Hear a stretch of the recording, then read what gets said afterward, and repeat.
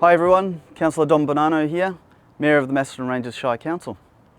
I'm in Riddles Creek today at the Rec Reserve, which will soon benefit from the development of a master plan following an item endorsed at the August Council meeting to reallocate unspent funds from the Community Funding Scheme.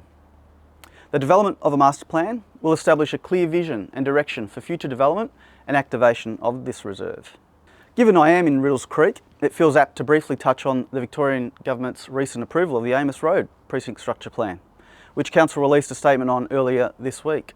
We know the site has been zoned for urban growth since 2017, and so we've always acknowledged the need for sustainable and appropriate development.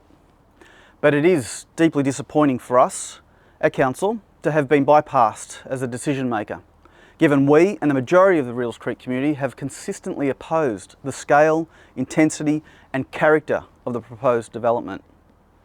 We're continuing to review the final recommendations in further detail to be able to better understand the decision and to communicate next steps for the community. Also at the meeting this week, we endorsed consultation to start our new draft on-site wastewater management plan. I know that sounds like a mouthful and the topic might seem a little bit on the nose, but it really is an important plan that aims to address public and environmental health risks from septic system wastewater. And did you know we have close to 8,500 properties across the Macedon Ranges registered as having their own on-site wastewater systems?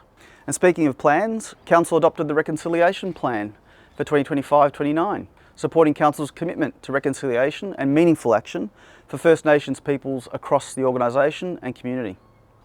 I acknowledge that people have differing views on this topic and Council's role, including councillors, and this matter was debated at length at the meeting. There are a number of other important items discussed and recommendations endorsed, and it will be a very long video if I was to give each the time it deserves. But in brief, we also endorsed a position to object to 3 planning applications relating to 89 Rosswatt Road in Gisborne at VCAT, which will decide on the matter.